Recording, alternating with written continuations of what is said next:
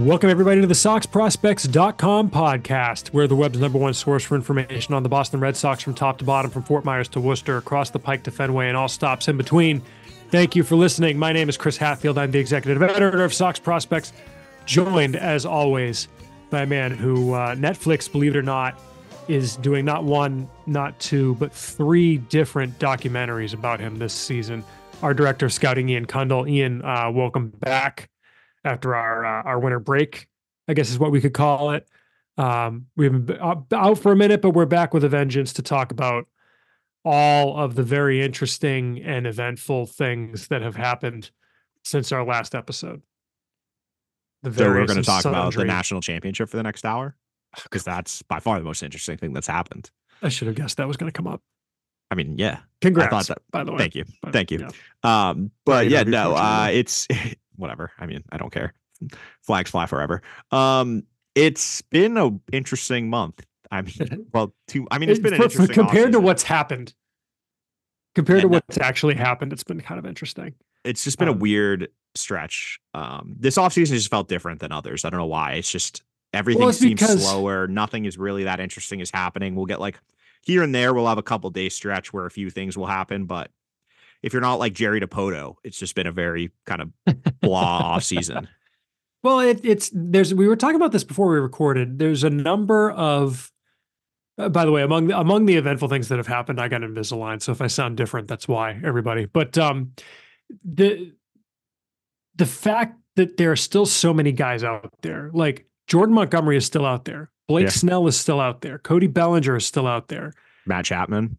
And it feels different than the like pre-lockout, the owners are setting up to like cry poor in the CBA negotiations type situation. Yeah.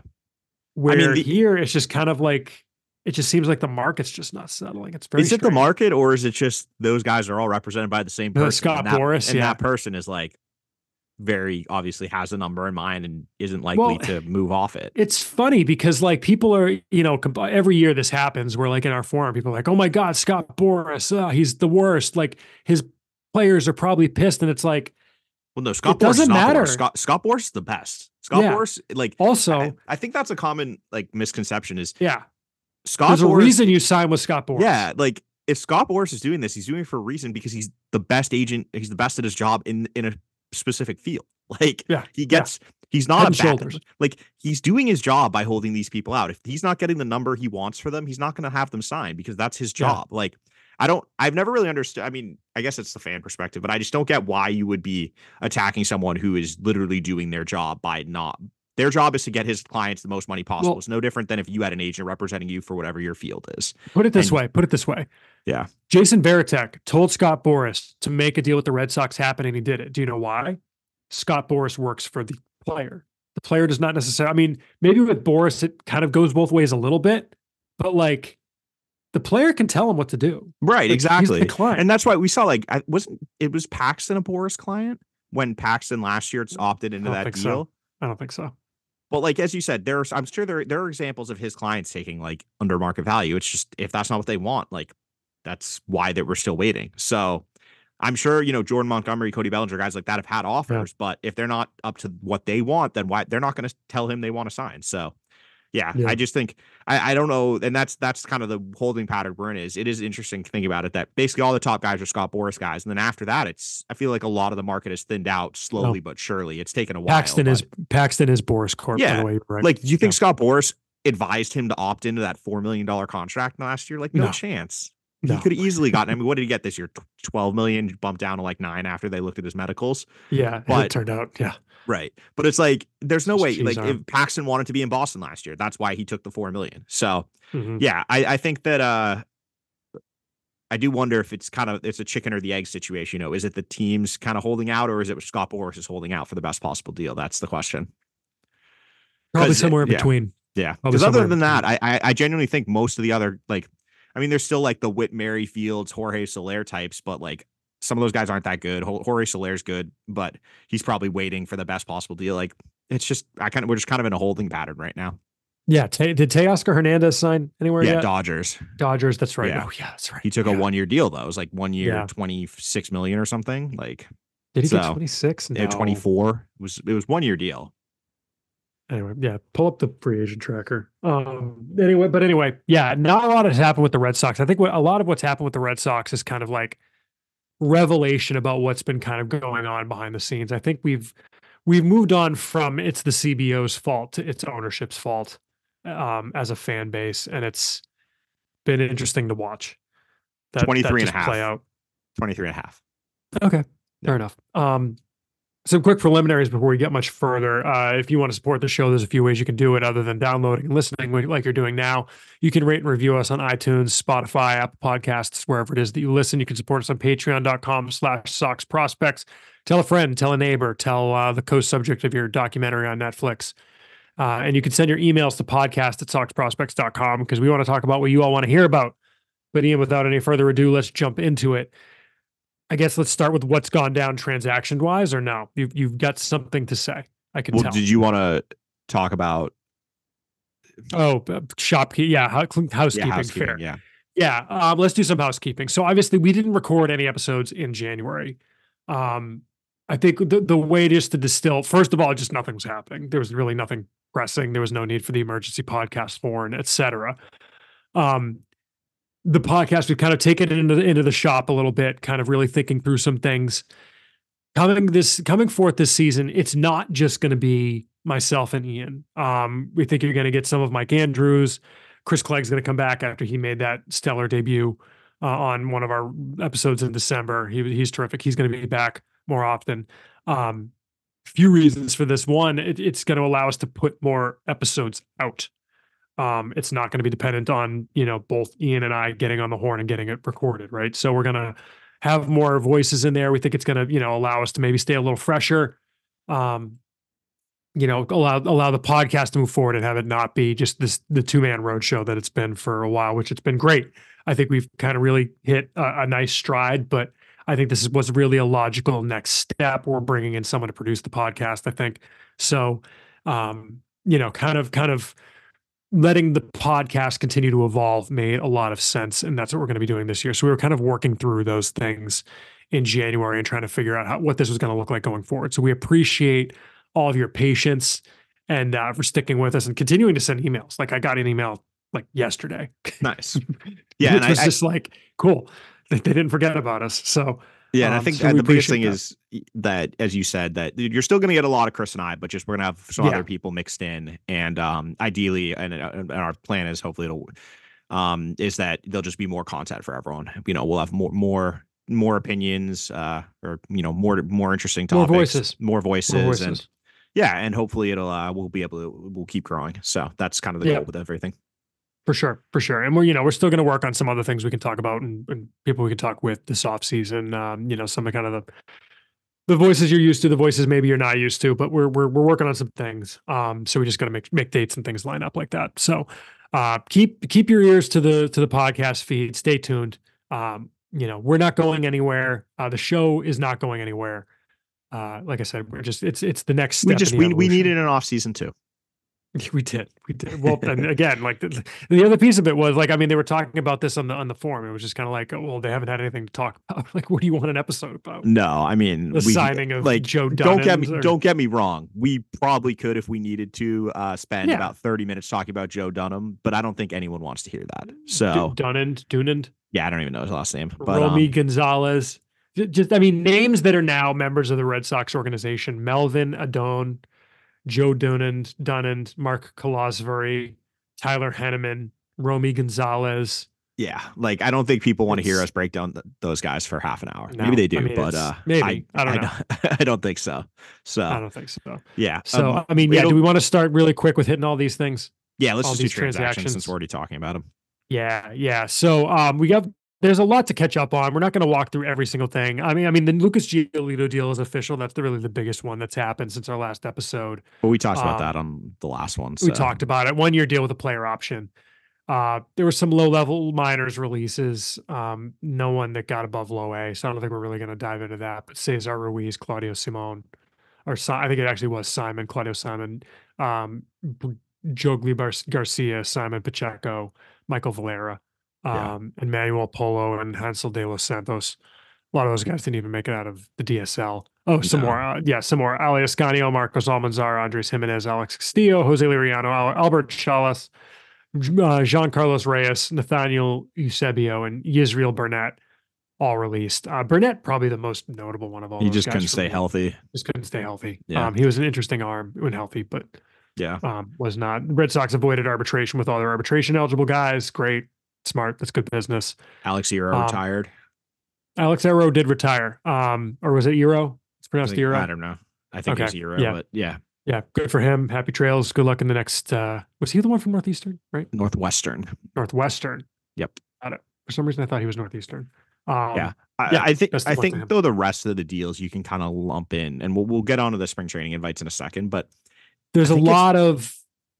Go ahead. I was just gonna say it's a lot of just churning over the bottom of the roster, or like players 40 of the 40 man, 41 to 50 who aren't on the 40 but are like depth options. Well, also the guys who are on the 40, because they've had like 3 guys claimed off waivers. Well, no, that's what I mean. It's turning over the bottom of the 40 and then adding depth options who are, players 41, 42, 43, 44, et cetera, who they're not going to be on the 40, but they're going to be in AAA with a chance to come up to the big leagues if necessary. And I think that's kind of what we've seen. Like we're out heading out. You've got Mauricio Lovera, Max Castillo, who was also claimed this month. And Zach Weiss, coming in. You've got Dalton Guthrie, like Tyler Heineman is on the 40. He was one. Well, let's start with the 40 man, because the 40 man. So what happened was beginning of the month, they signed Max Castillo to fill the 40 man roster, or they claimed him off of waivers from Kansas City. When Giolito became official, they designated Mauricio Jovera for assignment. Not terribly surprising because he was out of options. He wound up getting claimed. They already have. We'll get to it when we talk about where the roster is at right now, but they already have multiple guys without options who are question marks to make the roster. You can't have another one like that. No. Yeah. Jovera went to Seattle, who are quietly pulling together an all former Red Sox bullpen. I don't know if you've noticed this, Ian. In Seattle, they've got like Gabe Spear. I remember he was on their team last year. Yeah, they have like a bullpen full of former Red Sox now. They got Gregory Santos in a trade. They got Gregory Santos in a trade. Yeah, Gregory Santos was one. Some of them are kind of whatever, like minor league free agent types, but there were a few like, that guy names that was pretty great. Roster. My computer hates when we record. It just is useless. Do you remember what trade Gregory Santos was a part of originally? Was he the PV deal? Nope. Because he went to they traded him to, because he was still in the DSL, right? Correct. Yeah. He was the second piece in the deal. He didn't go to the White Sox. He went to the Giants. No, correct. No. He went to the Giants. You're right. Yeah. Oh, was he noontime? Eduardo Nunez? Yep. Do you remember who he was traded with? And the primary piece was Daza? No. Nope. A 3rd round pick, right-handed pitcher out of Florida. Oh, Sean Anderson. Right. Yep. Yeah. Right. Yep. I think Gregory Santos is a great example of one of those, the Dave Dombrowski throw-ins, that it was like, you don't really need him in the trade, but we're going to ask for him, and he'll probably say yes because he wants Eduardo Nunez. And you look now, and he's going to be a setup guy, and he was a closer last year. So I can imagine the reaction to wait, you threw him in for what? Why? Yeah. Because I'm sure we didn't even know anything about him, because that was back when, you really just didn't hear about guys in the DSL at all. No. But that was a great, I'm sure they would have done Sean Anderson for Gregory or for Eduardo Nunez, but it doesn't hurt to ask, is what they say. Yeah, exactly. So, all right, I'm finally getting the Mariners bullpen. I have it right here. It's Santos, Spear, and Taylor Saucedo. Wasn't Taylor Saucedo with the Red Sox, or am I thinking of someone else? No. Who am I thinking? Oh, I'm thinking of Joel Payamps. I don't know why I confused those two. Yeah. That was a weird one. And they might have a bunch more guys who are projected for AAA on their roster. Come on, load. Definitely could. I mean, I'm looking at their roster resource page right now. Yeah, so they have Jonathan Diaz. Yeah, I think that's one of. So where's the bullpen? Come on. They have Michael Chavis Oh, now. They acquired yeah. Michael Chavis this Yeah. offseason. They have Livera. They have Eduard Bizardo. They have Ty Buttrey. They have Heath Bizardo. Yep. Hembry. Yep. Yep. I'm There pretty you sure go. they had Caleb Ward at one point. He's now with Miami, but he got DFA'd today also by them. So yeah, Yep. there Heath are a good Hembry. number. Yeah. Yeah. Yeah. You said Hembry, right? Yeah. Yeah. Yeah. So they've got a number of former Red Sox. It's kind of funny. It took way too long to get there, but we got there. Who else we got going on? So okay, so we're talking back end of the 40 man. So we're on early in the month. Joe Vera gets claimed by the Mariners. Moving along, nothing happens. In nothing happens. Oh, Justin Turner signed with the Blue Jays. Why does it? Zach Weiss got designated for assignment on January the 31st when the Red Sox claimed Romy Gonzalez off waivers from the White Sox, which I completely forgot that he's on the 40 man. Yeah. He's a utility guy. He's probably going to be in AAA. So Zach Weiss gets DFA today. He got claimed by the Twins, and then on the 2nd of February, the Red Sox acquired catcher Tyler Henneman from the Mets for cash and designated Castillo for assignment. So he was on the Red Sox for all of 1 month and 1 day. So, and Castillo got claimed off waivers today by the Phillies. So it's been a little bit of churn in the back end of the 40 man. You know, it's due diligence. It's been, but today was for whatever reason a very busy 40 man day or like waiver day. Well, I think teams are prepping themselves because in the next week, because camp starts in a week. Well, it's also you can put guys on the 60 finally the next week. So if you see someone you like, you just claim them and then you try to just kind of figure it out, for make it work for a week and a half. Yeah. Yeah. Yep. I think just the rest of the. Oh, I was just going to quickly touch on the two guys they got. Gonzalez is Romy and Michelle. He's solid. I mean, he's depth. Like what? I don't really think it matters that much. If he's playing a lot, there's bigger concerns, I would say. In the majors, you mean? At the majors, yeah. Yeah. I get it projected for AAA. But I get it because when you look at the positions he can play like, I think it's second base, third base, left field, right field, shortstop, center field. Like he can play everywhere basically, but first base. Looking at the AAA depth options there, there's not a lot in the infield, frankly. Like if you look at the guys on the 40, the only other 40-man infielder is David Hamilton and Manuel Valdez.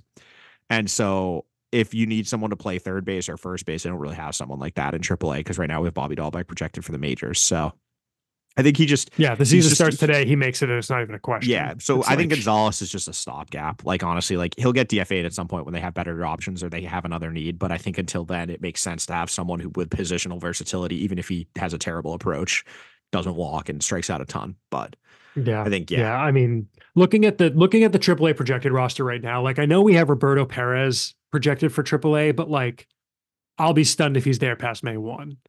Like he's definitely going to. Perez almost certainly has an opt out for the start of the year. He might be one of the guys that gets it automatically. I don't know what his service time is, but if he doesn't have one automatically, he almost certainly has one. He's competing with Reese McGuire for the second catching. Well, but it's interesting. He's not there to be the AAA catcher. It is interesting though that they went out and got Tyler Heineman, who's has plenty of major league experience as well, and like I think he's not good. He's not a good hitter, but he's a great he's a great catcher, which is what he is. And that's all they need in AAA. Because, the other options are like Steven Scott, Nathan Hickey. They're not exactly beyond Perez. And that's if Perez is assuming he sticks around. If he doesn't, then you need like another adult voice in the room for that catching group. Yeah. Well, because they've got Mark Colossery, who I think is another defensive guy. Yeah. And you look at what they had last year. I mean, they had Jorge Alfaro for like half a season. Like it was bad. I mean, Scott, when he got up there, I mean, he's not great defensively. Caleb Hamilton's whatever. He was there too. Hamilton's whatever. Ronaldo Hernandez, not a great defensive catcher. And you look at what they did there, what we're going to talk about a little bit with regard to the coaching staff. It was very, very clear that the Red Sox were not happy with how pitching development went in AAA last year. And I think they kind of got away from, they had like Alfaro, right? Like it was keep this quote unquote catcher here.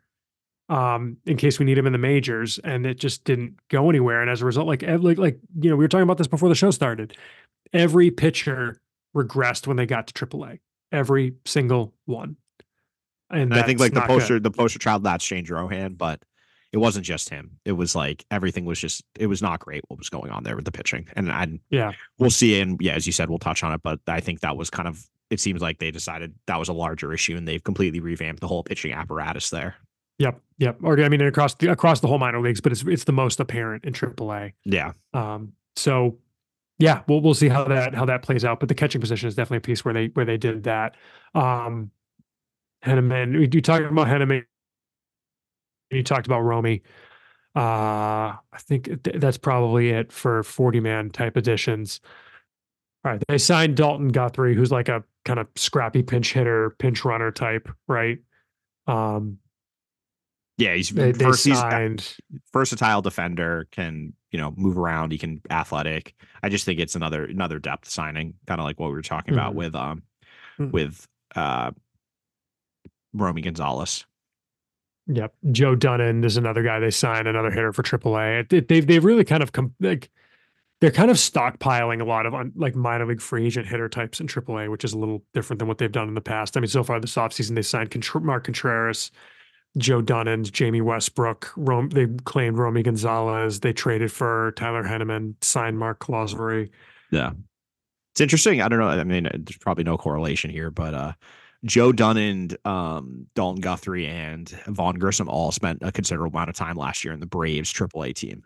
And they're all now in the Red Sox. I just thought that was interesting, just looking at their pages. Yeah. Also, the Red Sox signed pitcher Melvin Adon, who is literally like Rick Vaughn. There was like 102, and he has no idea where it's going. No clue where it's going. I think he had like a 9 walk 9 last year. Nine walks per 9 or 8.5 or something. Yeah, something crazy like that. So, the type of arm you bring in, sure, let's go. Let's see how it looks. Last year, he had in AAA, he had 37 walks in 40 innings. Yeah, there you go. That's how you do it. The Red Sox also extended some non-roster invitations to spring training among those who were in the system who were getting invites are relievers Cam Boozer, Franklin Herman, Luis Guerrero, Justin Hagenman, AJ Politi, Chase Shugart.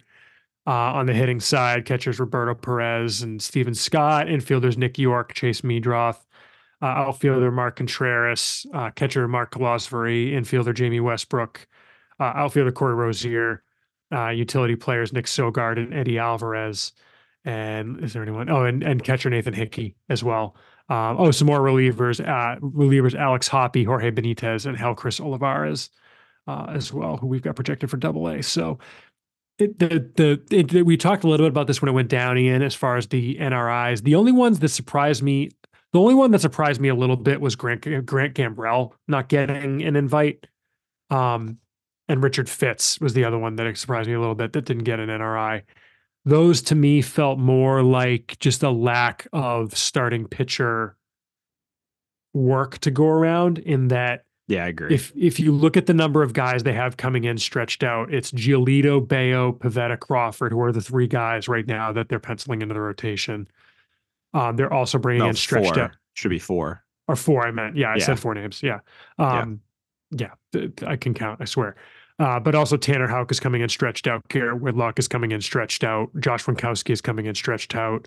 So right there, you've got... Chris Murphy, too, is coming in stretched out. Is Murphy? Okay, so that's so, 8. Yeah. So that's 8 guys they're going to have stretched out. Walter, right I would there. assume, is 2. Walter, I would assume. I could see them. I mean, Mata, you probably have come in as a reliever. No, they've said Mata's a reliever now. Yeah. Okay. Yeah. So he's not going to be stretched, but that's at least 9 guys right there, and you just don't. Yeah, there's just not. Especially if they sign one more. Cooper Criswell also. Okay. So there's just not enough room. I don't think. So it's just a matter of like, there's no point in inviting a guy if you're going to send him down the second turn through the rotation. Like it just doesn't make sense. So that's why a lot of these guys they're bringing in are relievers to get a look at them to help eat up some innings. And like, guys like, there are guys on that list who are going to get sent down the second major leaguers start getting stretched out, right? Like the guys that they're going to project for Portland. But it is telling when you see a guy like Hoppy, who throws harder than probably any other reliever who was in the system last year. Well, no, he does. He has the highest average fastball velo in the system last year. So not a terrible surprise. I think it is interesting though that Oh, and keep in mind too that Luis Perales and Wickleman Gonzalez are going to be in Major League Camp. I want of them being on the 40 man. So like those are two guys that they also need to start by getting stretched out, and they're going to have to get innings, and they're going to be on the first train back to minor league camp. But like, Yeah, they'll get again, options those very are starting quickly. pitcher. Those are starting pitcher bodies. They're going to be in camp. Yeah. So, no, I was just gonna say that I do think it's interesting that that some of the guys of the relievers that who didn't get an RI. I was a little surprised like Ryan Zefferson didn't get one. I thought maybe that if you're inviting like Hoppy, Benitez, Olivares, but I think what that shows is kind of like the hierarchy that similar to what we have in the rankings, where like Guerrero, Hoppy, those guys are kind of a step above the rest of the system when it comes to relief pitchers. Zephyr and like Chris Troy. Yeah, I could put in that group too. He was like probably on the border, right? Yeah, like, but I just think there's just not enough. There's just not enough innings. Yeah. Yeah. I think they're at 60 guys in Major League Camp, and that's typically right about where they tend to be. There's no maximum number of NRIs, but there's a maximum amount of playing time. Like you just need to get guys innings. So if you have too many guys in camp, you just don't have enough innings to go around. Mm-hmm. So that's where they tend to wind up. And I'm sure some of these other guys they were at 60 before they signed a few more of these guys. So like, I'm sure guys like Guthrie and Dunand are going to wind up with, they probably also have invites. So they're probably 62 right now. Yeah. And I'm sure they'll sign a couple more as we get closer to camp. Yeah. Adon might be too. Yeah. So, yeah. So that's the situation with camp. Some old friends who are officially gone. James Paxton obviously signed with the Dodgers. Christian Arroyo signed a minor league deal with the Milwaukee Brewers. Rio Gomez signed with Wei Chuan in the CPBL, which I think is Taiwan's professional league. It's like the Chinese professional baseball league, but I think it's technically in Taiwan. So happy trails to all those guys on their next steps in their career outside of this org. I think that's about it for transactions. Ian, anything else? I mean, I guess what's left to say is like, what else happens from here? Because we haven't gotten, well, I mean, I guess they got Grissom, right? And we talked about that obviously in December, but they have not made they haven't made a major league deal since we talked last. No. And so it's, we thought they might sign one more starting pitcher. We thought they would go get one more outfielder. Well, and I think done this. I think though that what has not happened, put it frankly, is largely related to the big news coming out of winter weekend, which was when they finally admitted that they're cutting payroll this year. And I look at the math and we don't know how much money they have to spend. And, last year the payroll was at 225 and they've said they want to be under that. Is that 220? Is that 215? Is that 210? Is that 205? Like, we don't know how far under they're going to go. And if it's either of the first two, they probably don't have room to add really anyone. So I think barring a change of course with the spending, you're pretty much looking at the team that's going to be, on opening day. It's going to come from the group that's in camp right now. Well, look at it this way. Would you sign Michael Lorenzen to a 1-year deal just to fill out the rotation instead of like getting a look at Whitlock? See, this is the tough thing because it's like, I guess I kind of get that. This is the thing. It's like, is spending $7 million for a guy who, when you look at the projected WAR, is probably right in the same range as the internal options you already have, worth it? Yeah. And that's the question Craig Breslow and co are going to have to ask themselves, because the upgrades are just out of their price range. They're not going to sign Blake Snell. Doesn't look like they're going to sign Jordan Montgomery, regardless of, him working out in Boston and all the other connections there. Which that's the one that's wild. He's right there. He fits exactly what they need, in the sense that I understand that they're building for the future and this is kind of a bridge year again. I know people don't want to hear that, but that's kind of what it is. But, they don't have rotation pieces coming in the future anytime soon. They don't have those horses, those top 100 minor league pitching prospects or, elite potential pitching prospects coming anytime soon. So, you're going to have to go outside the org to find starting pitching unless a bunch of these guys take a major step forward this year already in the system with the new dev staff. And that's the wild card is, we don't know what's going to happen with the new pitching instructors and how that's going to take with the minor leaguers and frankly, the major leaguers too, with Andrew Bailey and new voices in the room there. But I just look at, what they have and Giolito, Bayo, Pavetta, Crawford. Like, I feel pretty good about that four. I would feel better if they had someone above all of them, which is where a Montgomery type comes in. Yep. But if you're not going to go for a guy at that level, you can make the case that it's better to figure out, are any of Hal Whitlock, Josh Winkowski, any of those guys capable MLB starters?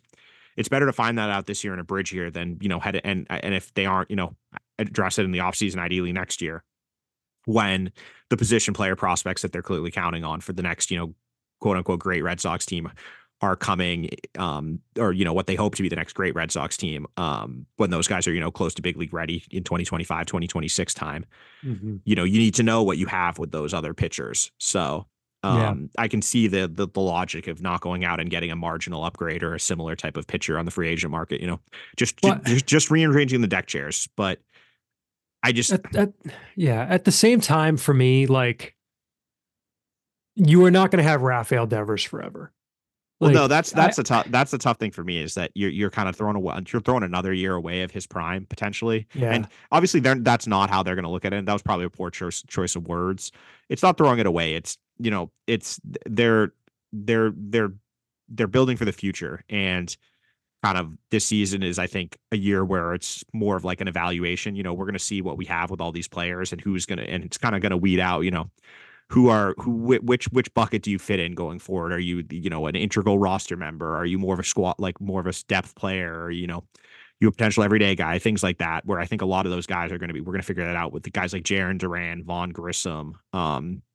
What is Trevor Story going to look like when he comes back? I was just about to say that it's figuring out a lot of that stuff. And it's just tough though, when you have like a star like Devers, and this is his prime. And figuring out what Casas is, figuring out what Yoshida is in his second year in the majors. Yeah. Right. Like, I think they have a lot of pretty big error bars. Again, I know I always say this, but it's true. Like, they have a lot of guys with a lot of space between what they could There's be. a lot of variance on this team, and but I think that's what's hard. What I can understand the frustration is that you look at that variance and you say, if you're an optimist, that, hey, if these things go right, and if you throw Jordan Montgomery and add like a Jorge Soler type in the middle of that lineup, that's the team that can win 85 games. And do you know how many Diamondbacks made the World Series last year with 84 wins? You just have to get into the dance to have a chance. And did you mean to rhyme that? Sure. But just, you can see a pathway for a team like that to make a playoff run. You get into the playoffs, you get 85 games, you have Jordan Montgomery, you have Bayo takes a step forward this year, you have Pivetta pitches like he did the second half of the season, Crawford for 5, and like you can talk yourself into it, but it's without, those two big pieces, and those are two very big pieces that likely will cost you, $40 million in money, which they don't seem likely to spend. Mm-hmm. You just look at it and it's like, okay, you got 4 guys in the rotation. Who's the 5th guy? We'll see. You've got 3 guys who have had a combination of injuries and not performing as a starter. You go to the lineup. You're counting on Jarren Duran to be an everyday player, counting on Willie Abreu to be an everyday player, counting on Vaughn Grissom to be an everyday player. None of those guys have been everyday players before in their career. You're counting on Tyler O'Neill to be an everyday player. For a full season, to be clear. Same thing with Tyler O'Neill, who hasn't been healthy in 3 years. There's just a lot of question marks, too. O'Neill has been, but he had the 1 year he was an MVP candidate. He's been an everyday player, but I'm saying he hasn't been healthy in 3 years. Right. You have, when you look at that lineup, how many guys do you feel comfortable about heading into the season right now? Like what you're going to get out of them. I would say 2. Like 3, maybe. Yeah. What you're going to get at Casas. What you're going to get with Devers. What you're going to get with Yoshida to an extent. Other than that, I think you can say what you're going to get out of Connor Wong is a fair, fine starting defensive catcher who you would feel comfortable replacing with someone better if Teal breaks out. That's fair. Connor Wong's a good point, but like hit him 9th. He is what he is. He's fine. Plug him and play. Either way, we're not counting more than half the lineup. Right. And the thing is, it's like you could look at this lineup, squint, and see the core of the next Red Sox playoff contender with 1 or 2 tweaks. I don't know where the tweaks are, but like if I came to you and I'm like, Ian, I'm coming to you from 5 years in the future. The top of the lineup for the Boston Red Sox 5 years in the future has Casas, Grissom, Devers, Story, Anthony, Meyer, Teal. Yeah. Would you believe me? Oh, and Duran. Right, like would you and Abreu or some combination? Yes, but the problem is you just listed like 8 left-handed hitters. Right, I mean that's the problem. This is the issue that with the system right now, and why I would love to see something like I think the Diamondbacks did it this week. They traded Dominic Fletcher, who's a solid 4th, 5th outfielder type, he was never going to play for them because they have, really good young outfielders with Alan Thomas, Corbin Carroll. They just re-signed Gurriel. There's one more that I can't remember right now, but they have Jake McCarthy's the other one. Like, they have good outfielders at the major league level. They traded him for Christian Mena with the White Sox, who's a potential starting pitching prospect. He had a rough year with the White Sox last year, but there's some upside in it. Yeah. That balanced out their system. They didn't need Dominic Fletcher. And this is the concern, and the thing that the Red Sox are going to run into is every guy you just listed can't be on the field at the same time right now. No. You can't play Vaughn Grissom, Trevor Story, and Marcelo Meyer, assuming he's up at the same time, unless one of them is playing third base, I guess. But you've got a guy there. But then, I'm not ready to move him yet. I know that everyone just screamed at their phones, move him to first. But what are you going to move him? DH? You've got a first baseman. And the same thing with the outfield. You're going to have an outfield of Jarren Duran, Wilyer Abreu, and Roman Anthony. So you're gonna have 3 left-handed hitters to go along with an infield that is 3 left-handed. They need to bring some balance to the organization, and that's balance to the force. And that's kind of the thing I'm hoping we get to see this season is some sort of some clarity with that of, these are the guys we're going to build around, and these are the guys that we're going to be looking to move for upgrades and positions of need, and whether that be starting pitching depth. Whether that be even right-handed hitter, like trade a left-handed hitting infielder for right-handed hitting outfield, like something like that. Like, I'd love to see some moves like that in order to get creative and kind of balance things out, because, as you said, if we do look ahead, they just have a lot of repetitiveness at certain positions. Yeah. And ideally, hopefully this season, if they keep the stat, if they keep it as it is and they're not adding much, then this is the season where we're going to get some clarity with a lot of those guys, or the first wave of those guys, I should say. 2 things I want to hit on before we move on. First off, I know you wanted to talk about moving Kenley Jansen. Oh yeah, that's, I guess, the rumors. I feel like the biggest rumor that's going out there is they're talking about shopping Kenley Jansen. And for me, I just look at I look at the team, and you're like, if you're looking at this as a bridge year, he's an asset that he's not going to change between now and the end and spring and the deadline in terms of it's only risk. The risk is he gets hurt, and then you get nothing for him. If he's healthy, you're going to get less for him for 2 months than you are for 1 year. Right. Exactly. So if you can trade him now, then I think it makes sense. And to me, I know that it'll get framed as, cost cutting measures, but to me, that's just a baseball move. You have an expensive reliever, and you're not supposed to contend. They still could, but you're not supposed to. Mm-hmm.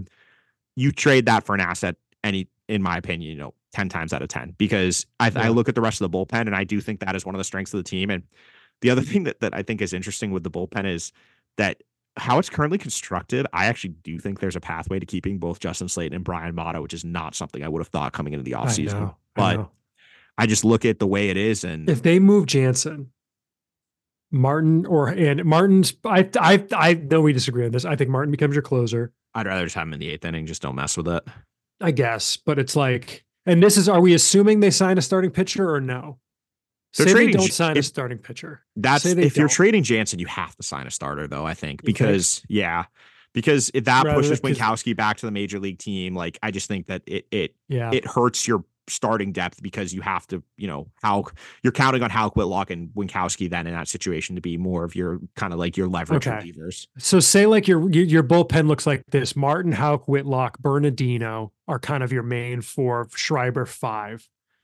And so it's 13 pitchers. So you got 5 starters. So you've got 8 relievers. Yeah. So again, Martin, Houck, Whitlock, Bernardino, Schreiber are your top 5. Slayton 6. No, I'd have Campbell 6.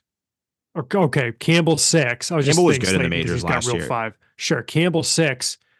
Slayton Mata is probably your 7, 8, and you've got, Winkowski, Walter, Criswell, Murphy, Weissert, Kelly, and AAA. Yeah. That I think that's fine. You can get away with that. That's fine. Yeah. But that's why I also think, like, you could also have Weissert up, because you still got that revolving door last spot if you were to move Houck or Whitlock into the rotation. It's not good. Well, and you also, if Campbell's on the roster, Campbell has options. So Campbell has options too. So I think you can easily have 1 or 2 spots that are the rotating doors. Yeah. There. That you just, bring up guys who are, fresh. But that's the important thing to me, just is if they do move Kenley, I would not look at it as purely a cost-cutting measure. Like, I would look at it as in a baseball move, it makes sense. Yep. And similarly, if they decide they want to keep him, and, we look at the trade, and obviously this is best case scenario, but look at the trade the Royals made for with Aroldis Chapman last year. They traded him in May, and they got back a guy. I mean, obviously this is literally best case scenario, but they got back a guy who's turned into their ace. Like Cole Ragans was literally one of the best pitchers in baseball down the stretch last year. Obviously, I think he had a couple bad starts at the end of the year, but for like a 2-month stretch, and that's ideally if you can move Jansen, you're probably trying to get back some sort of starting pitching prospect, and you never know that. So even if they do keep him, it's not the end of the world. But I think that's really the only rumor as of late is that they're shopping Jansen. Other than that, I feel like we haven't. Who would they trade him to? Who would they trade? Who is short a closer who's contending? Dodgers is the most obvious one. You think? Yeah. I mean, plus it's bringing him back because you could have maybe said the Astros, but they went out and got Josh Hader. The Orioles have Kimbrel. The Phillies probably. Well, the Orioles have Kimbrel and because what's his Batista's out for the season. TJ. Right? Yeah. I would say the Phillies, but they have like Dominguez. Like there's a few of the contending teams. I could see the Phillies. The Rangers were, but they got David Robertson. So there's definitely some options. It's just can you match up on a trade? Right. And then the other big acquisition, of course, that we should mention briefly, although I just don't know how much to talk about it, it's mostly just talking about what other people have reported, is Theo Epstein coming back as a member of Fenway Sports Group. Yeah. Kind of a wild situation there. We talked at the time that Breslow was hired about bringing in the senior consultant for him as having, he doesn't have the background, doesn't have the front office experience. There's your front office experience right there. And I get the sense with Theo Epstein, having heard interviews he did while working in the commissioner's office, most recently he's been he's been the guy in charge of all the new rules stuff, more or less, for the commissioner's office. Having him come back as the sounding board, it does also sound like he's kind of it's almost like an internship to become an owner, right? As part of a group where he's going to have more of a direct say. Like you said, it doesn't sound like it's going to be he stays with Fenway Sports Group for the next 20 years by any stretch. Well, no, that's not even my words. That's Sam Kennedy's words. Right. Obviously, so it seems they've known each other since they were kids. Yeah. It seems like it's kind of his, like I said, internship to become an owner eventually when an opportunity becomes available. Maybe they're waiting for like expansion or something because you've got the A's probably in theory moving, although that's getting wilder. I would assume they're waiting for like Nashville and Montreal or whatever the next two teams to come in are. Yeah, well, because I think what did Manfred say? The A's and Rays have to get sorted out before they expanded. And the Rays have been sorted, right? They haven't. I think they're in stadium? They might put a new stadium. I don't think it's 100%, but it looks like it's going to happen. Yeah, which is good, honestly. I mean, I married into a Rays family. We should say like their current stadium is so inconvenient. Like, it's inconvenient and the stadium unbelievable. Sucks. It's a terrible stadium, yeah. It's also worse than Polar Park. It's a terrible. Polar Park is great, but I'm just saying, like Polar Park would be a better major league ballpark than the facility. It's just not a major league standard park. Like, but Lauren's my wife's earliest memories going to professional sports games were going to see the Lightning at Tropicana Field. Put it that way, hockey at a place where they play baseball right now. So I do think it's interesting, and I think that people you got to have the expectations with the Theo thing is that he's not going to be the one like grinding through waiver claims or looking at draft reports. He's going to be probably on the bigger decisions. Someone, hey, can I throw this off you? Like, what do you think? Or that's the way at least it's been framed. Is he's going to be there with Breslow, who obviously someone he knows. He gave Breslow his first stop with the Cubs, so there's a level of trust there, and I think that it's nice. It's there's no downside to it.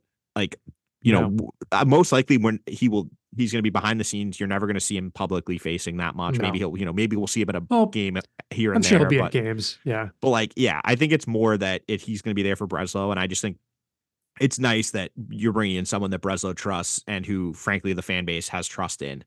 Yeah.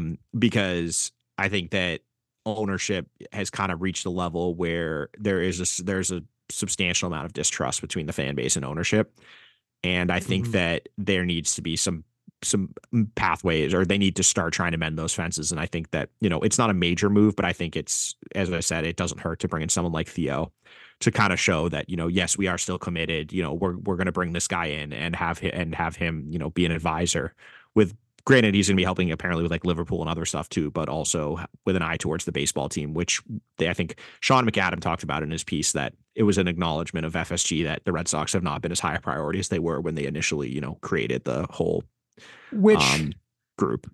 Which, when I read that and I thought about it, I'm gonna make some people really angry by saying this. I kind of get it. Yeah. No, because here's the thing: the Red Sox are what they are, and I know in terms of an investment, I'm just looking at this strictly from an investment portfolio perspective.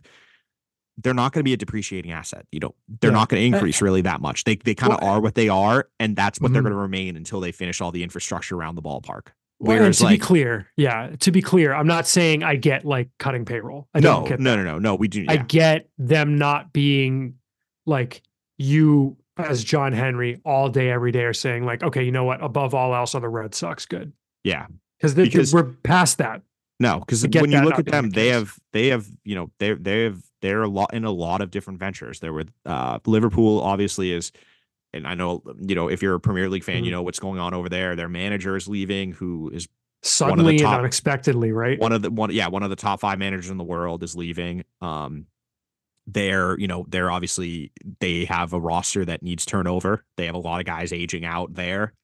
So it's going to be a pretty big offseason for them without a manager, which is a massive question mark.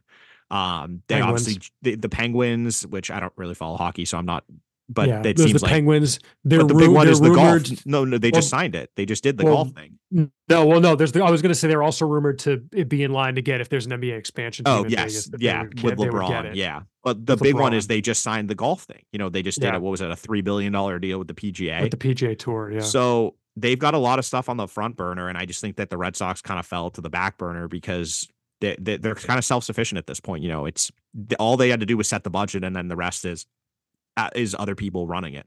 And I think that became a problem. I think that became a problem because they would just parachute in, and that's why Chaim Bloom gets fired. Is you finished in last place? That's not acceptable. Yeah, it's no. Well, do you know what it is? It's you see in September. It's the trade deadline. You see in September, the Dodgers series, and there's 25,000 or 20,000 Dodgers fans chanting "Let's go Dodgers" at Fenway Park, and you look at the standings, and those two things are just. Yeah, if you're not paying attention on a day-to-day level and you see that, that's not going to turn out well. And that's why you need, the person. And here's the thing. I think a lot of people, I made this post on the forum. I would love to see the Venn diagram of the number of people who are saying, fire Sam Kennedy. The Venn diagram of the people who want Sam Kennedy fired and know what his job duties, what his job responsibilities actually are. I would love to see the overlap there because I bet it is minimal. Well, because Sam Kennedy's not the one who's telling them what the payroll is. He's the messenger probably, but he's not the one. He's not the one setting the payroll.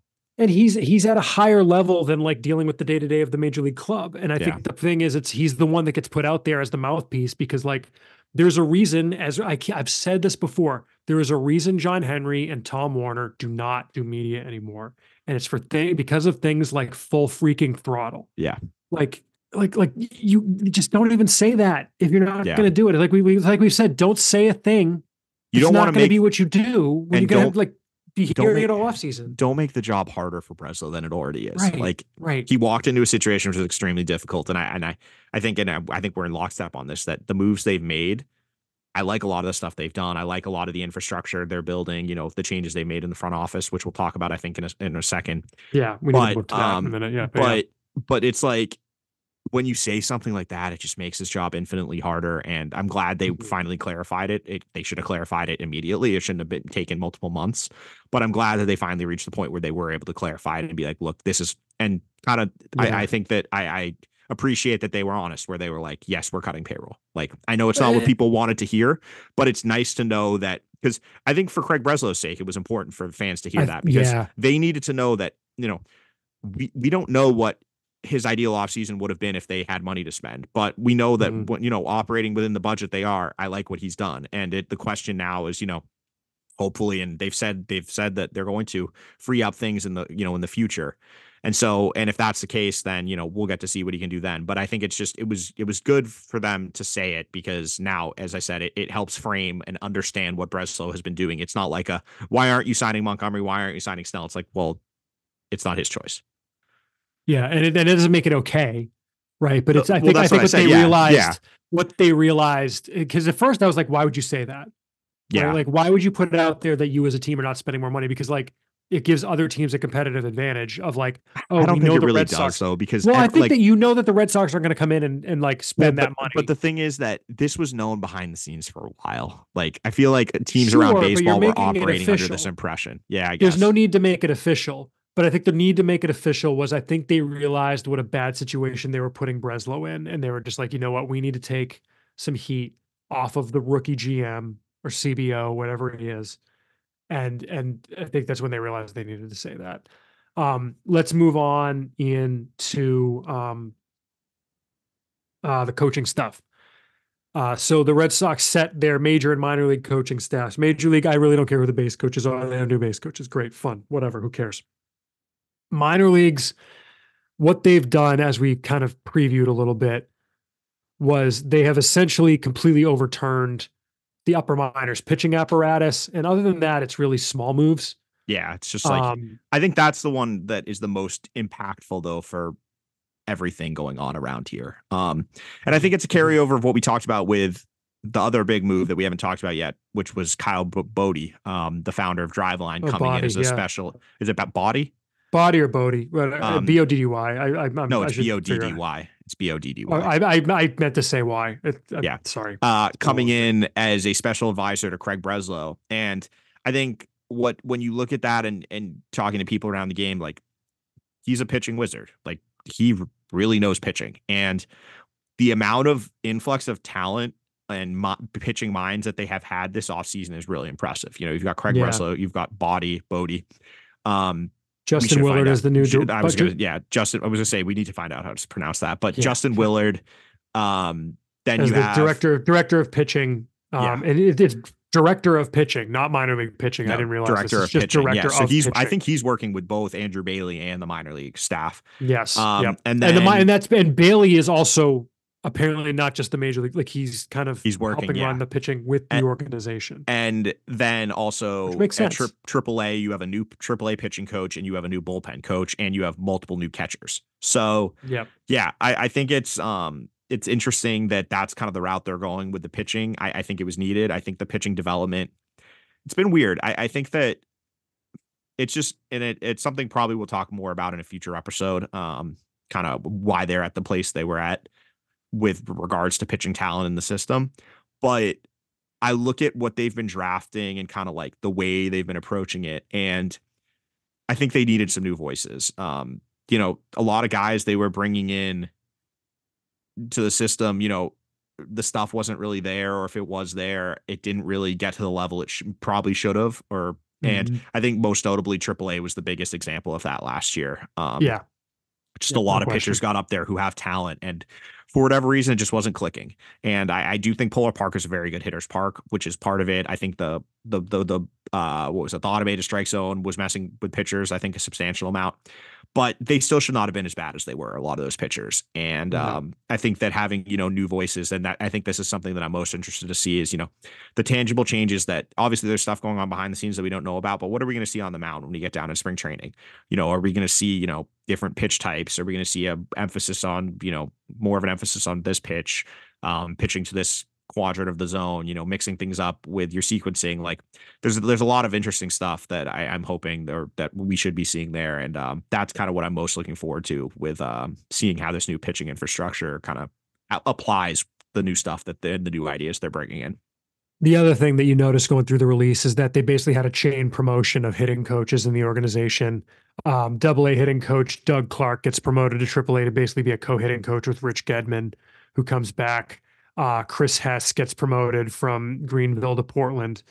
That makes a lot of sense. The Greenville hitters were terrific last year. And high in Greenville, they have a new hitting coach, a new extra coach. It's weird. One thing that really we've seen expanding in the past 5 to 6 years is the size of the coaching staffs at each level. There's a manager, a pitching coach, a hitting coach, and at least one extra coach at each level. In AAA, you've got a bullpen coach and a bench coach. At the complex, you've got 2 managers, 2 pitching coaches, 2 hitting coaches, 2 extra coaches. In the Dominican, you've got 2 managers, 2 pitching coaches, 2 hitting. I mean, I guess you've got 2 teams, so this makes sense. 2 pitching coaches, 2 hitting coaches, 4 other coaches, and Pedro Siriaco as an instructor, and 2 development coaches. So there's a lot happening in the system with all of these guys that they have. I like it. I think, bring in more coaches as long as everyone's kind of on the same page. It's solid to me. So I don't know. Any other stuff on the coaching staff stuff, Ian, or should we move it on to? Nope. I think it's a lot of we're going to see. I'm just excited to see it in action because we're close. It's about a little over a month for minor league games starting, so it's gonna be pretty interesting. International free agency went down in the middle of January. The Red Sox big signee so far. The Red Sox have signed, by the way, like 40 guys, 45. I wild. think 45. It is interesting that huge class. They're really internationally, and I like this, frankly, is they're not going with the approach of putting all your eggs in one basket internationally. They're really spreading their bonuses around. They haven't for a while. And going for volume. And I think it's just interesting because you look at some of the other classes, like the guys who are getting $4 million, having one guy getting $4 or $5 million, they're only signing 20 people or so. So they're really, they're spreading it around and taking as many, shots as you can at different guys to see if someone, you can find those diamonds in the rough down there. Yeah, and it is interesting because they usually don't sign this many guys in January or the first month, I should say, because it used to be July. You might get this many guys over the course of the full international free agency period, which is for 11 months of the year before it goes silent between December and January. They just went out and got everybody right away, which is kind of interesting. The class is headlined by center fielder Vladimir Asensio, who got $1 million even. So it's kind of one of the lower top bonuses that they've had in a while. I think the last time they have a top bonus that low is like the Juan Chacon year, which I think would have been 2019, if that sounds right to you, Ian. For example, last year, by comparison, Yoelan Cespedes got 1.4 million. The year before that, Framey De Leon got 1.2, and Fraley Encarnacion got 1.1. But therein lies the rub. Framey De Leon is like a utility guy in the Gulf Coast League who hits 9th, and Encarnacion missed the full year basically because of an injury. Yeah. It's, one thing to keep in mind, because every year we get questions, why aren't they out there for the top bonus guys? I think if there were a guy out there that they needed to sign for that much who they thought was worth it, they would. I do think that there is a strategy here. Yeah. That they don't do that. But at the same time, it's like with the way the international market works, where you get these deals locked in like 2 years ahead of time, 3 years ahead of time. Yeah, that's what I say is these deals have been agreed a long time before. You're punishing them for getting guys locked up earlier for less by being mad they aren't spending more on a single player. So I think it's just a lot of let it play out. And I think the way, having looked at this once, like, yes, the big bonus guys are the ones who have a much higher likelihood of booming in the sense that they become the Churios of the world, the like top 10, top 15, top 25 type prospects in the game, right? Like a lot of but then, there are guys who get 5-figure bonuses who become that. They're much rarer. But that said, I don't think that there is as big of a gap between, if a guy doesn't become, maybe you don't have a chance at those guys who pop, but I don't think that the miss rate is much better because there are a lot of guys who get those big bonuses who become nothing, right? Who don't make it to AA. Yeah. Like that happens. And so I would prefer not to put all probably the biggest example. Yeah. I mean, guys don't make it to, who was the guy that the A's signed? The pitcher, who's going to be like the next big Michael thing. Yanoa. Yes, all the way back then. That was like a decade ago. That was a while ago. But I'm just like, the point, he was like, he wasn't even your standard sort of number one guy in the class. He was like, look, Ethan Salas gets the bonus he does for a reason. Yeah, he's a stud. Yeah. Because he's a stud. He's an absolute stud. But like, and it's going to take that much money to sign them, but it's like, if they were in on a guy like that, great. But if you're not going to be in on that guy, then I would prefer they do this than just throw money at a guy to throw money at a guy. Well, and it's also like, they had an example of that, of someone who had that talent level. And obviously a tragedy happened off the field that you had no control Daniel over. Flores. Yeah. That was like the last time they really spent that much on a single player. Yeah. And obviously something happened out of their control with that. Yeah. And I don't think that's what scared them off. I don't think that's what you're saying. My point is just that they will do that for certain guys, was my point. Sure. Yeah. And I think, and look, like I said, there's a reason why Ben Badler of Baseball America, who probably covers this market better than anyone else out there, he doesn't rank the players anymore except by expected bonus for a reason. And that is because there's just such an information gap. Because once these guys agree to deals with teams, traps shut. Like a lot of them shut them down. Yeah. A lot of they get shut down. They don't do public workouts anymore. And you just don't get new intel on a guy for 3 years. No. And so it's not worth trying to worry about. Wait until the guys come stateside and see what happens. And then, I also think Cespedes might be a stud. So might Franklin Arias, who didn't get that kind of bonus. I also think, though, that when you look at the Red Sox international pool, or, kind of like their development infrastructure, that's the group that has been together, I think, for the longest amount of time. Eddie Romero has been in charge of almost a decade now. Yeah, easily. Probably more than that. And their track record is just great.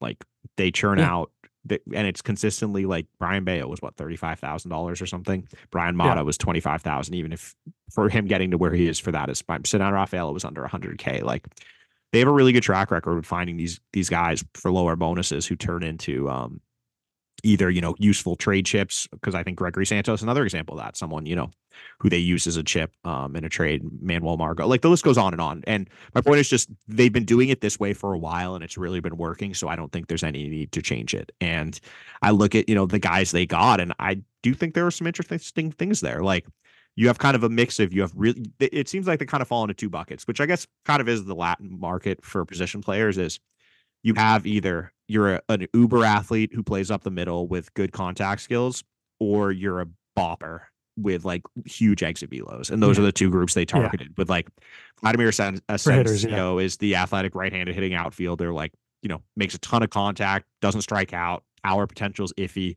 but good defender. Okay. That can work with that. Then you go to their second bonus, Carlos Cascaral, or Carrasqual. I think it'd be Carrascal. He's 6'4", 195 pounds, listed at 17. Yeah, he's a big boy. Like, he's massive third. Yeah, big exit velos, like legit raw power. Okay, I like that. Edwin Brito. Now we're back to right-handed hitting outfielder with offensive upside. Has some physical projection in his frame, produced big exit velos again. Okay. You go down again to the next position player, Anderson Furman. Very athletic switch hitter who will move from shortstop to center field in pro ball. Anderson Fermin. Top tier athlete who can really run. Contact is ahead of power at this point. Okay. Yep. Like, we're back in that bucket, and you go down the list, and that's what it is. And I think the one most interesting one to me is they actually gave more to a pitcher than they have in some time in Dalvinson Reyes. 450K. Yeah, the last time they gave that much to a pitcher, I think, was like 5 years ago, and I think it was not the, and I'm just looking in the Latin market because they gave the right-handed reliever AA. Dalia Hinojosa? No. Taiwanese guy. CJ Liu. CJ Liu, thank you. I was going to call him Lin, and I was thinking of Chashawn Lin.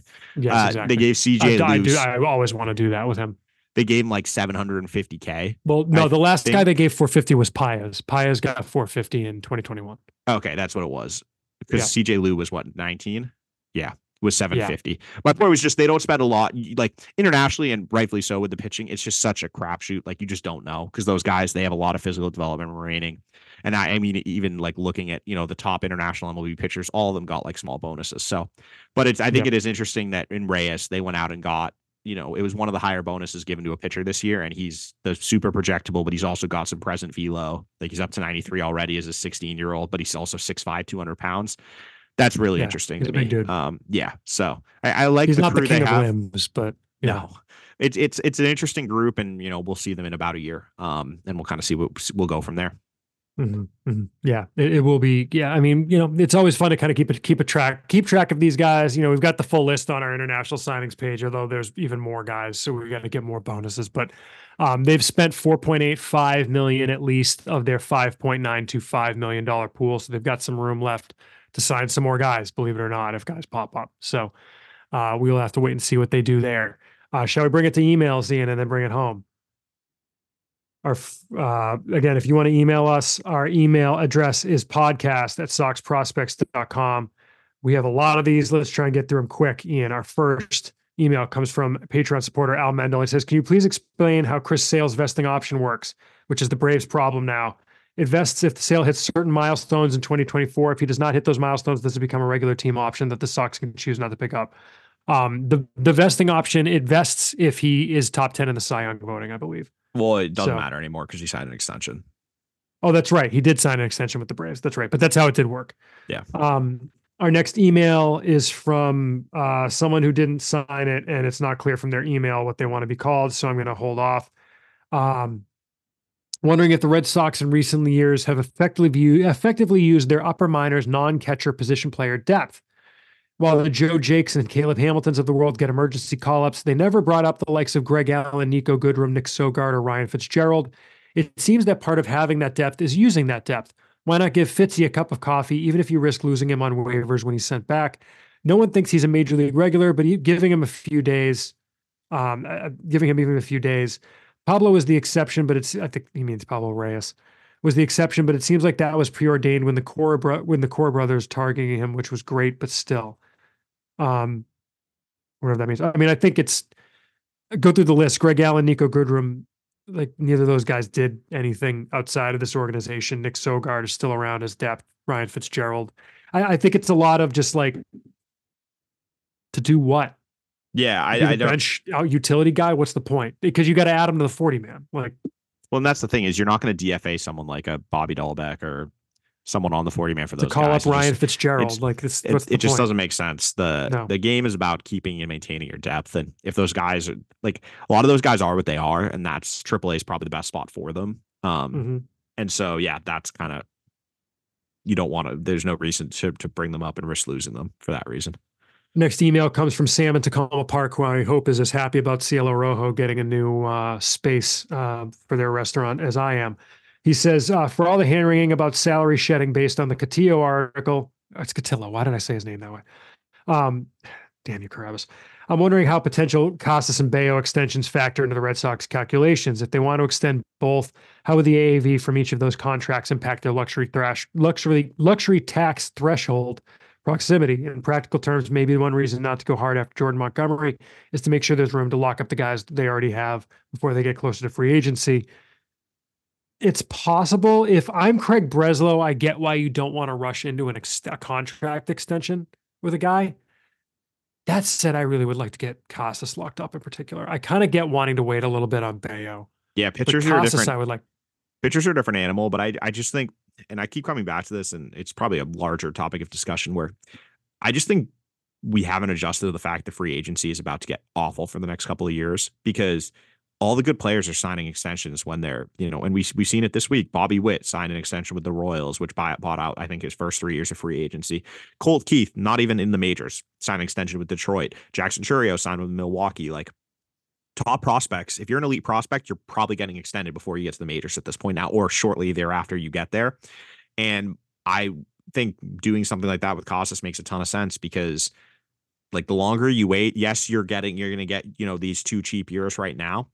But is that worth it if, 4 years down the road, you're having to pay instead of 20 million, you could get him for now, you're having to pay 25, 30 million a year? I don't think so. Yeah. I'd rather have it more spread out and, pay 3-4 million this year, 5-6 million next year and have it flatten out rather than, run into a situation where, you risk losing him because we've seen it happen with Mookie Betts, like with Xander Bogaerts, that second contract, you want those guys locked up for as long as possible early on. And if you don't, it can go south. And I think that building from within is the way you're going to have to be doing this if you're the Red Sox. It's the way the other teams, the top teams in baseball, that's the way they do it. And I would look to be locking those guys up for sure.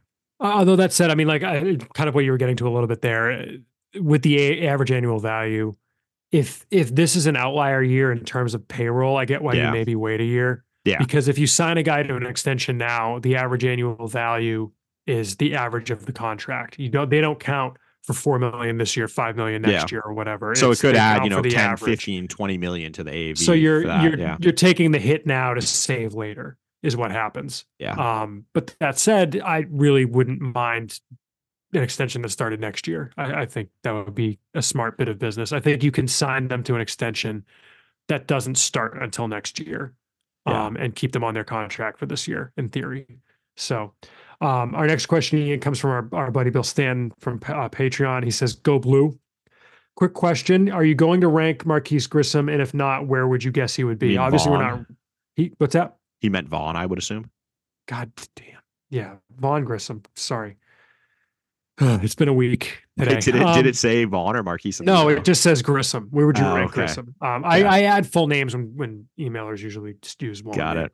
Where are you going to rank Grissom? And if not, where would I guess he would be? He exhausted his rookie eligibility like 2 years ago. So he's not prospect eligible. And so we always get, where would you rank this guy who's not prospect eligible anymore? And it's always tough because it's like, well, we know what he is in the majors to some degree. But I get the question though with him, because we don't really know what he is at the majors. Like, if you had to ask me, I'd probably rank him 4.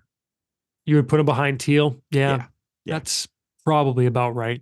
I think he's a 45-50 type. I think Teal has more upside than that. I get that. So yeah, I think that's fair. I like that. I'll co-sign. Our next email comes from Sam. He says, you're going to like this, Ian. He says, I work in cricket over in the UK. Oh, now we're talking. Yeah. What a wicked googly. All right. Young athletes in the UK are developed through the academy system, which allows the players to focus on their skills whilst playing for their junior sides. These young players dream about making it to the first team, but for a lot of them, this dream never materializes and they are let go and are left to find other opportunities, be this for another team or a completely different professional path. We've recently started incorporating an education system into the academy system to allow the young players who don't make it the best chance to succeed after they've finished playing.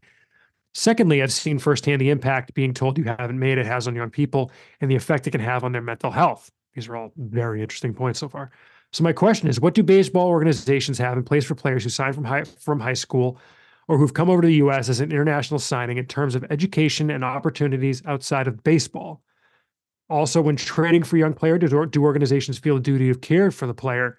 For instance, he says for explains. Is that a British thing? For explains? Or is that just a typo? Okay, maybe it's just a typo. For instance, Blaze Jordan and Jaron Durant have both spoken about their mental health. So would a baseball team hold on to them to help protect their mental health, or is business just business? Thanks. Love the show. Sam Biggs. Good question. Good. A lot of great stuff to unpack in there. And one of the things I feel kind of is a logical next step, because as we know, the MLB Players Association just expanded to include minor league players, right? Yeah. And we've seen gains in pay for minor league players. We've seen that they get housing, they get at least 2 meals a day from the team. A lot of excellent gains for players. We've seen that teams are required to have a dietitian on staff now. A lot of really positive steps forward. The stuff about education and that sort of thing is, I think, a logical next step. Think about it. A lot of these guys are college age. Not saying you've got to give them a full college curricula.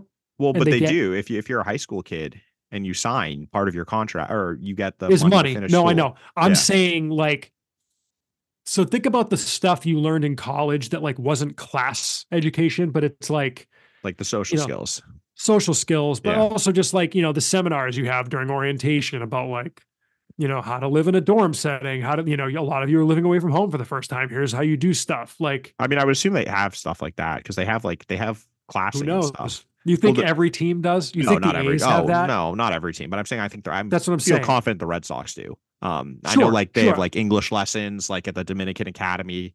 Yep. And like for the draftees, they have money. Part of their contract, or I think it's on top of their contract. It doesn't count to the bonus, but they have money to finish school or go back to school or go to school if they were a high school kid. Yep, 100%. And I think that and the thing is, it would be nice if it was a universal thing. I think it's more of a team to team thing, because I think the best example, and I don't know how well known it is around here, but the Dodgers have re-signed Andrew Tolles, who's an outfielder with them. He's not played since 2018, I believe, and he's got bipolar disorder and schizophrenia, and he's been in and out of mental hospitals. He's been in and out of jail. He's been in and out of being homeless. And the Dodgers have signed him every year since 2018 to a contract and then placed him on the restricted list so that he has access to healthcare. with them because he Yeah. gets the team healthcare. And so I think there are organizations that do care about it and will do things like that and go above and beyond. But I do agree that it would be nice if there were more like universal things where, it was set out that every team had to, work with the guys on this. But I do think from knowing what I do about the Red Sox and the stuff, I think they're doing a good job with kind of teaching and educating the younger guys, especially when the 16, 17-year-olds come into the Dominican Academy. I think they have a really good infrastructure down there. And then, working with them on English lessons. And, flip side too, I like some of the things that I think we've talked about before here. Like they send some of their top prospects, the US based top prospects down to the Dominican to work out at I don't know if they still do it. They were at least doing it pre-pandemic. They did do it. Yeah. Fair. Good point. But like, I don't know if they've gone back to it. They used to do things like that. So I think that, that is, they're thinking about it. Yeah. And there are other things. I mean, there are other things that play about when guys come to the US and things like that too. But I mean, examples of guys that they've treated well, Kevin Steen, who got in an unfortunate car accident down in Fort Myers during extended spring training. And I think he retired. I don't know that they released it or he became like a minor league free agent or something. I don't think they cut him. Yeah. Even long after it was pretty clear he was not likely to come back. Yeah. Ryan Westmoreland, who, they kept around for as long as he wanted to be here, basically. Even when, I think we could probably say at this point, like if you knew the situation, it was clear a lot sooner than it was outside of the organization that it just wasn't going to happen. But it was like they kept him around because it's like, what's the point? Why would you cut that guy?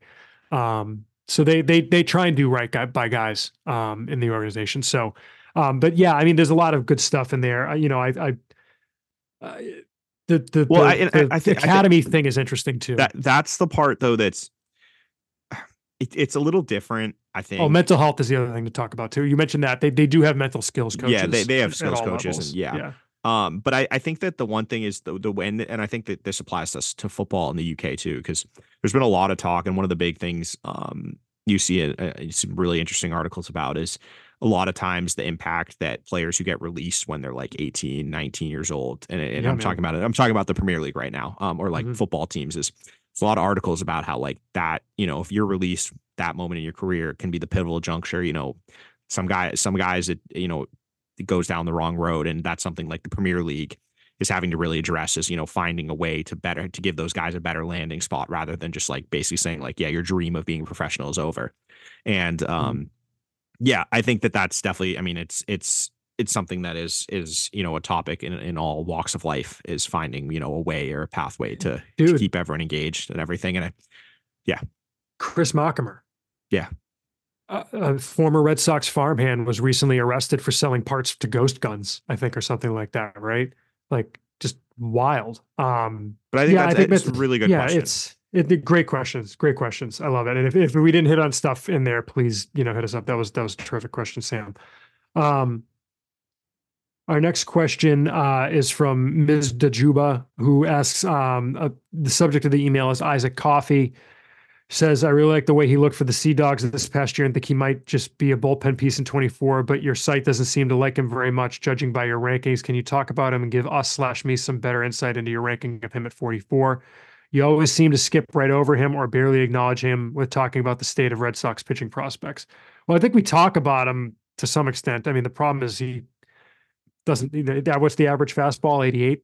Like 88, 89. I mean, and the thing is, he's just, his profile of player just is not one that has a great track record at the major league level. Like guys can get there, you can get a cup of coffee, but the staying power is tough when you have such a small margin for error because you're 88 to 90 with an average secondary pitch. It's just hard to be a deception guy at the major league level. 100%.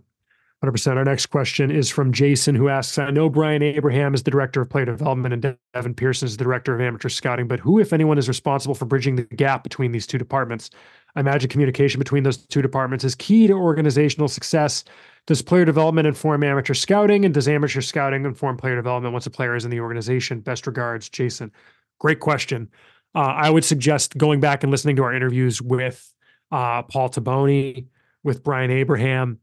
I would say you've got Paul Taboni above those two. Actually, we didn't even mention Ian. Paul Taboni just got promoted again. He's an assistant GM now, right? Paul Taboni was the VP of player development and scouting I believe, last year in amateur scouting. So that's kind of your obvious bridge right there. But those two departments have to work hand in hand. I know with the amateur scouts, I believe after the draft, they have them come in and do some like internal scouting to some degree, if I remember correctly. Yeah, some of them just do. kind of to So see like it varies from org to org, but yeah. So I mean that'll happen. I mean certainly they're talking to each other like about, hey, here's the report on this guy. But I think there's also something to having fresh eyes on a guy too, right? Like you bring the guy in and it's like, okay, I want to look at this guy with a fresh set of eyes, see what I see what we can work on and that sort of thing. But they don't do it in a complete vacuum either. So yeah, I think those two mechanisms do talk to each other, and it is imperative. And I'll add international amateur scouting as well. That's another piece of it that, like, especially international amateur scouting. I mean, the Dominican Academy is basically international amateur scouting and coaching all in one place with kind of the same people. So they do go hand in hand there, and so it makes sense at that level. But I don't know if you got anything to add on that, Ian. But I think it's yeah, that's a great point, and that's how it works. Our next question is from Braden, Ian. He says, could you help me understand defensive progression through the minors? You've talked about the challenges each level presents and the questions that might be asked of hitters and pitchers as they move up. Can you provide similar framing for the defensive side? Some of the questions in my head, thinking more of if slash of than pitchers and catchers. Oh, more infield slash outfield than pitchers and catchers. Are there known challenges of moving to each level, informal checkpoints you look for, specific metrics you or the team lean on? Any insight is much appreciated. Thanks again, Braden. I think defense, it's a little less obvious what the benchmarks are. It's not like you have things like swing decisions, contact, how hard you're hitting the ball, exit velo type things that are easily measurable. I think it's just, do you have things to work on with the speed at that level is probably the best way that I would put it. You know, are there, based on your abilities on field, how will you handle the move up to the next level as the game picks up speed a little bit more, as the game gets a little quicker, as the ball comes off the bat a little quicker, as you're, expected to throw guys out who, make tougher plays, that sort of thing. It's not quite as obvious. It's hard to tell. It's hard to tell in limited looks. So it's something that's a lot easier, more easily judged in a larger sample that the coaches and the like get than that we might get even sitting on a full week. Well, it's also position by position too. Sure. I mean, like catcher's its own thing. Yeah. Like, shortstop versus first base are their own thing. Like, but I don't think there's really benchmarks, Ian. I think it's just more the easiest way to tell is feel. And it's kind of more of an art than a science. Yeah. Does that sound right to you? Yeah. It's not like a checklist thing. I think it's more it's more of a feel thing. It's not, they're not, I mean, I'm sure there are specific things, but it's more like, it's not like to get to double A, you got to be able to turn the double play. No, you know what I mean? Everyone can do that. Yeah. It's reps is really the most important thing. Probably it's how does the game speed up? And that's why a lot of what you see is it's based on what happens at the plate, because defense is defense. The guys that get moved between levels to help fill in are the guys who can field, right? Like there's the guys who wind up playing at 3 or 4 levels in a given season are the guys usually who can pick it, right? And that's because it's universal defense. I think it's the kind of thing where like we'll put it this way, Blaze Jordan, part of the reason he stays at Greenville as long as he does last year is because staying in Greenville allowed him to play more third base to get reps there, right? It's not that he didn't hit a benchmark defensively before he could move up. It's probably a good example. So I think it's more art than science. Our next question comes from John. He says, I wanted to get your guys' thoughts on Connor Wong. Something weird about him is he's been a reverse split guy in his career. His numbers last year against righties were fine, but against lefties, they were awful. And he notes that he had a 94 WRC plus in 295 plate appearances against righties, compared to a 32 WRC plus against lefties and 108 plate appearances. Did he show this sort of split in the minors? Any idea why this is and the possibility that it can be improved? Usually it's right-handed pitching that drags the right-handed hitter's overall numbers down and not the other way around. Thinking even further down the line, if this holds, I don't know if he would be make the best tandem with Kyle Teal. as I think it would be better to pair him with someone you can play against left-handed pitching. Thanks again. Keep it up. I appreciate the kind words, John. Ian, as far as you saw more of Wong in the minors than I did. We can pull up whether he had reverse splits in the minors as well. I don't know if you've already done that. I saw you furiously typing, but what are your kind of thoughts on Wong lefty righty splits? I don't think I would read too much into it for a 1-year sample. 100 plate appearances. Yeah, like you're not facing a playing lot of more than he lefties. ever has. Yeah, because like I guess I mean it was a thing last year in the majors, but I'm trying to bring it up as minor league splits right now to see if that was a thing. Let's see. Yeah, it's the wrong one. I don't know. I it's not really something I'm not worried about. If that makes sense, I guess. I just think that like he kind of the bat is kind of gravy with him. I think the more important thing is making sure that he's working with the pitchers that you want him like catching the most. Yeah, because like in 2022, he hit 250, 321, 531 against lefties. 285, 347, 445 against righties. So he had a better batting average, but a better slug against lefties. So I don't think I think it's a lot of like, it's not a big enough sample yet to know that he's a true reverse split guy. I think the bigger thing is you just try to find the matchups, whether it be a righty or a lefty, both pitcher wise that play to his strengths, but also it's more important is his defense and making sure that he's catching, you want him catching specific pitchers. Yeah. Yeah, and I get the point, but I'm less worried about like I don't think the backup catcher needs to hit the other hand of the starting catcher. Like to me, it's just no, I don't can you think that feel matters. The position?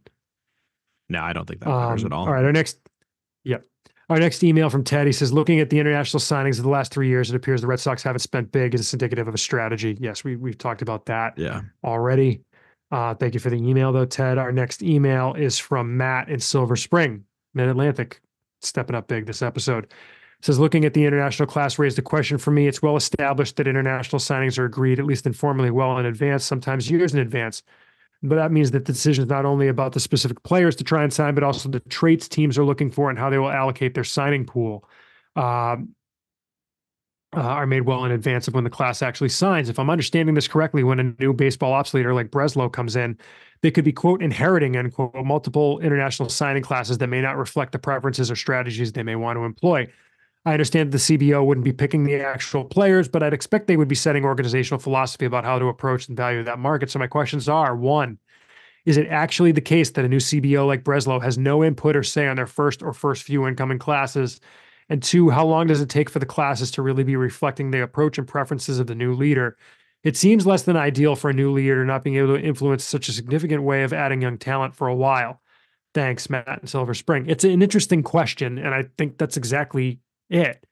But I guess what I would say is that the chief baseball officer, I don't even know if it's setting goals or priorities on the international market. I think it's just getting the people in there to do their jobs and then just generally making sure everyone's on the same page in terms of strategy.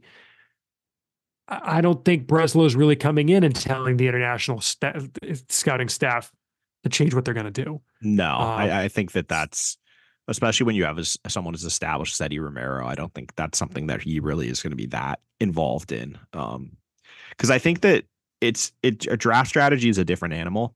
But I think with the international market, and we're kind of seeing it with the Red Sox approach, like you're signing so many players and the bonuses vary so much and people's looks vary, or, the scouting reports vary so much on the access they have to players and everything, that I think you just have to trust the people you have in place for that position. It's not something you're really that shaping the strategy with that much.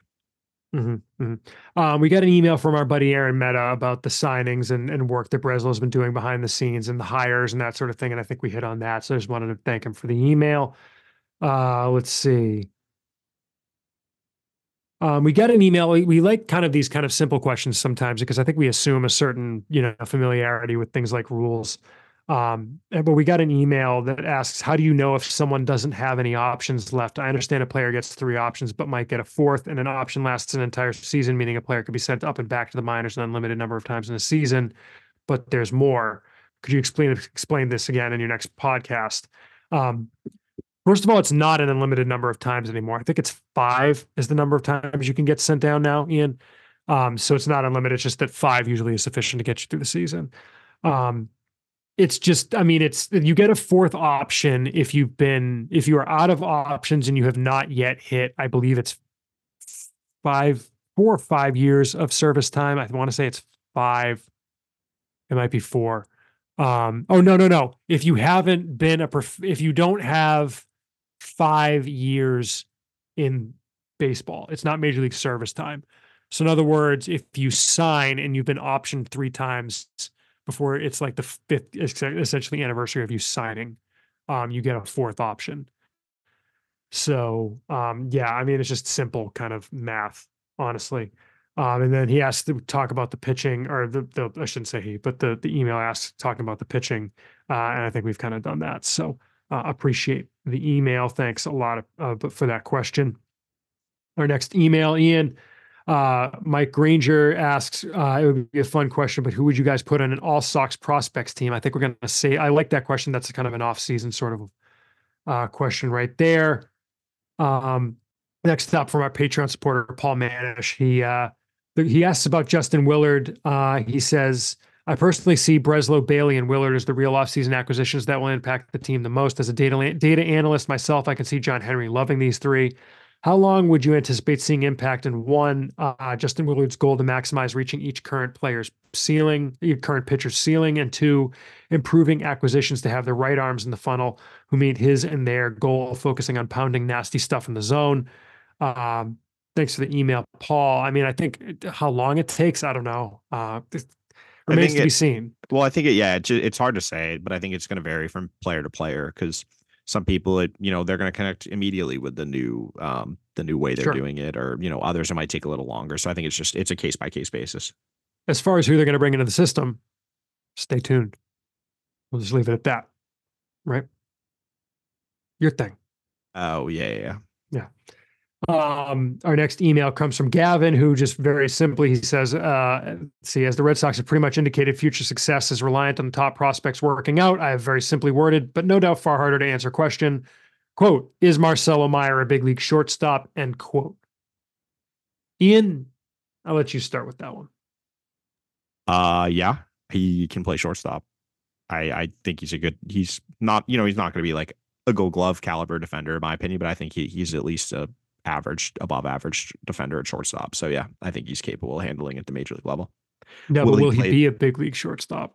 That's the question. Better question. I think it's going to depend on how Trevor Story looks this year. Because the thing that's hard is, well, I think he's saying ever, not this year. Like, is he a big league shortstop? Not is he the future Red Sox shortstop? He'll be a big league shortstop at some point. I mean, I think so. Yeah.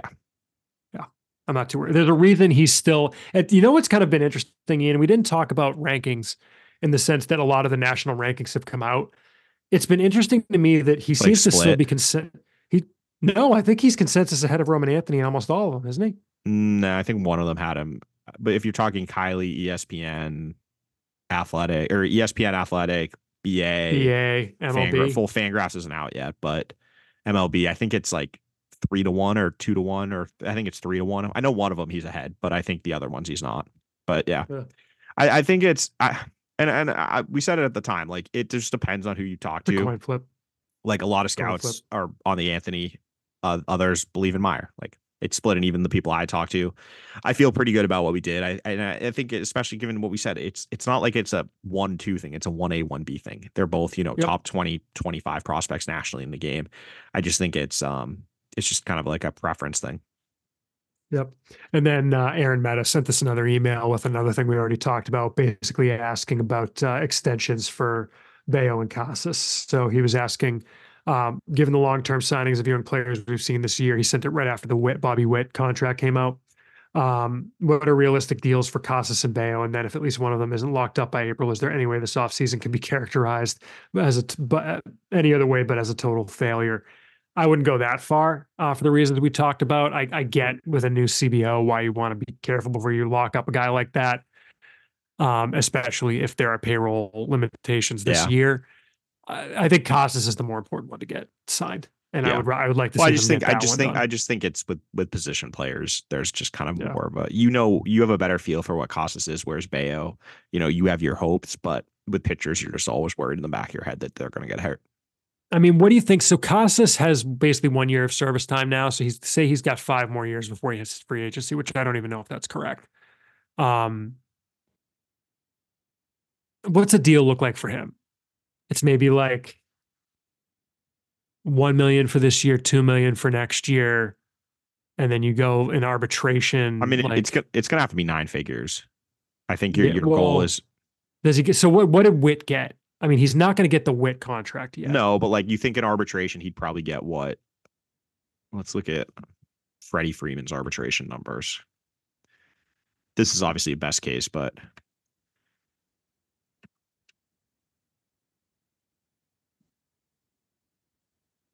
so Freddie Freeman's contract. None of these websites are going to go backwards. They're all going to go forwards. Oh, he got extended super early. Oh, no, wait. Yeah, no, Freddie Freeman got extended during. Yeah, so he's not a good example. Let's look at Matt Olson. I had a number in mind, but I'm curious. Well, so like Brian Hayes. Yeah, Olson's not going to have it. So either. Like Brian Hayes got 8 years, 70 million. Yeah. So Olson got probably gets more than Hayes did. Olson got 5 million in his first year of ARB. So you're probably looking at 5. Then, well, Olson 5, actually 10, is not the worst example because Olson got an extension in his second year of arbitration, and he got 8 years, 168 million. So his is 15, 21 for his 2 ARB years, then 22, 22, 22, 22, 22, 20, etc. So with Costas, but he's also older than Costas. I'm looking at a list of pre-ARB. I would say I'm looking at pre-ARB. You're looking at like 10. You're hoping if you're the Red Sox to get an 8 to 10 year deal at. Let me give you some examples. So Andres Jimenez signed a 7-year deal pre-ARB for 106.5 million. Does that feel about that? That's an AAV of 15 plus million. Yeah. Corbin Carroll, 8 years, 111 million. That seems that's like the number right around there. But the thing is, the question is, do you only want to go 8 years, or are you going to try and make it longer so you have a bunch of like club options on the end?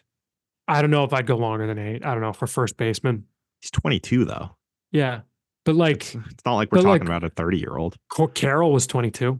Yeah, but Carroll also is positioning himself to get like 400 million with his next contract. Well, that's what I'm saying. I mean, Costas has to agree to the contract, right? Yeah, Carroll had a lot more leverage. Has a lot of leverage there. Ronnie Acuna got 8 years, 100 million. You can't use the Braves. You can't use the Braves contracts. Like theirs are so dumb. Spencer Strider, 6 years, 75 million. You can't like just looking at Braves pre-ARB contracts or But then look at Moncada, 5 years, 70 million.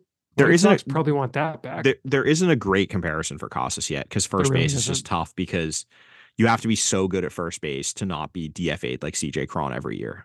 Like, and it's weird to say that because CJ Cron is someone who could easily hit 30 home runs, but like he's going to be on another team, I think, again this year. And it's just the bar for, and I think Costas has the potential to be one of those, high end first basemen. And if he shows what he did, what was it from like May 15th onwards? If he carries that over to this year, he's, up there with the Freeman Olson types. Yeah. But yeah, so it's tough. I think that Carroll Jimenez range feels right. You're looking at, it would have to be a 9-figure deal for 8 years probably for him to even consider it. And I can't remember what podcast I was listening to, but they talked about how like they wonder if he would even be that interested because he kind of seems like someone who would bet on himself and not really care. Would it be Brian Barrett? It might have been. It could have been Sean McAdam and the Fenway Rundown Chris Cotillo. Too. Yeah, that's true. They were basically just talking about how, I don't remember which one it was, but they were talking about, just that he seems like the personality of someone who would bet on himself. and just be like, what I get, and I'll figure it out, in a couple of years. I could see it. I mean, I could see it going both ways. I mean, if you're going to make a commitment to me, like, yeah, I'll make a commitment to you. The thing is, I don't think he's going to take way below market value to do it. No, but the thing is, you look at the Carroll deal, like deals like that almost always work out for the team. So if you're the Red Sox, I would personally try to lock him up to something like that, as long as you can, make the AAV work in the early years. Yep, I agree. Cool. All right. Well, thank you all for your emails, podcast@soxprospects.com. We're going to wrap it up. So thank you all for listening. Thank you all for downloading, for supporting us on patreon.com/soxprospects, for spreading the word, for rating and reviewing and all of that fun stuff. Thank you all for following us on, I'm still calling it Twitter. You can follow the website @SoxProspects. Follow me @SP Chris Follow Ian @Ian Kundal. It's INCUNDALL. You can follow the Sox Prospects account is going to be going back to posting kind of regularly on Instagram at some point soon as well. The countdown to the season, the top 60 countdown, is going to be starting up soon. So, yeah, keep an eye out for that. We also want to give a shout out to our next set of $5 level Patreon supporters. This episode, that includes Chance Stevenson, Ben Wadman, Andrew Del Rosso, Brendan Kaizen, Mark DeMellon, Alfred Mamlet, James O'Sullivan, Shane Reagan, Dakota Randall, and Jeff Smith, as well as our new $5 level supporters, Jose Lopez and Sam. Thank you for your support, and thank you to all of our supporters on patreon.com. Thank you for downloading. Thank you to the Ludlow Thieves for our intro and outro music. All the money, you can listen to it wherever it is that you stream or listen to music. It's there, trust me. And I think that will wrap it up for this episode. So for Ian, I'm Chris. Thank you all for listening, everybody. We'll be back in your eardrums soon with some combination of the good folks here at Sox Prospects. Thanks, y'all.